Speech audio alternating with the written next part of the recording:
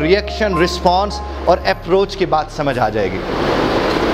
उसमें एक प्रोफेसर साहब होते हैं जो अपने कमरे में बैठे एक ख़त लिखते हैं और उस ख़त में वो लिखते हैं कि पिछला बरस बड़ा ही खौफनाक बरस था।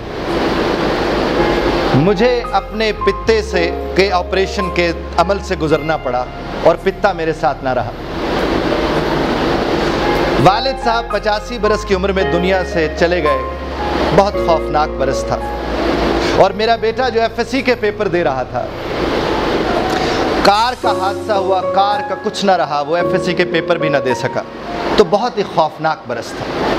ये ख़त लिखकर वो साहब रखते हैं अपनी लाइब्रेरी में बैठे हुए, तो पीछे से बेगम साहिबा तशरीफ़ लाती हैं, वो उस ख़त को पढ़ती हैं और ख़त को पढ़ने के बाद वही ख़त लेकर वो दूसरे कमरे में चली जाती हैं और उस ख़त के दूसरी तरफ एक और ख़त लिखती हैं।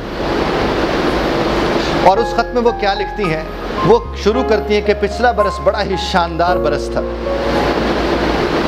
मैं जो इतने बरस से पित्ते की तकलीफ़ में मुब्तला था, खुदा ने मेरी जान खुलासी करवाई, अब वो मेरे साथ ना रहा।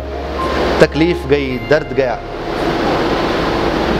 और वालिद साहब 85 बरस की उम्र में किसी पर बोझ बने बगैर सेहतमंद ज़िंदगी गुजार के इस दुनिया से चले गए। और जहाँ तक ताल्लुक़ है बेटे का, गाड़ी गई, पेपर चला गया, बेटा तो बच गया। तो पिछला बरस मैं बहुत शुक्र अदा करती हूँ अपने खुदा का, बहुत ही शानदार बरस था।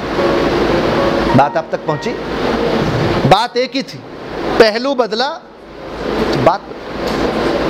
आप हम अपनी ज़िंदगी में आने वाले तमाम तर मामलात को रिस्पॉन्ड करने की बजाय रिएक्ट करते हैं।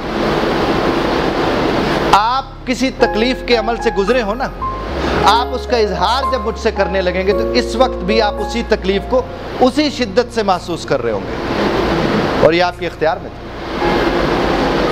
उम्मीद है कि इस कहानी को सुनकर आप अप्रोच, रिएक्शन और रिस्पॉन्स की अहमियत से वाकिफ़ हो चुके होंगे। बहुत शुक्रिया सुनने का।